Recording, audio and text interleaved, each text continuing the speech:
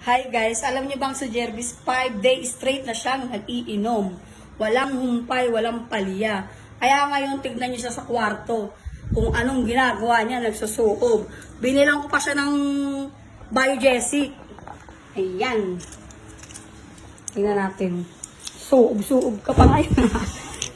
Painom-inom ka pa. Ayan, di ba?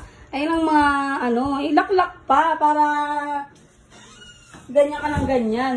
Kala mo, ikaw lagi kang tapos pag na ka, na magkakasakit ka, sisi ka ng sisi. Hmm? Ay, putang ina nito. Bakit? Akala mo susuob ka, dahil sabi mo nga. Sinundot Eh, sabi ko masakit ulo mo, binilang kita ng Biogesic. Oh, ayan oh. Alfonso, ininom ko agabi, kaya susundutan ko. Yawa ka. Ito, Pumili pa ako ng Biogesic, napakaano naman na ito. pampaano to papatanggal ng ng mukha, ng ko, ng hangover.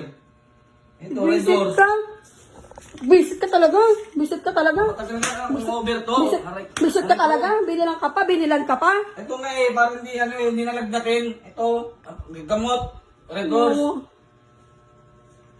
Masyado kang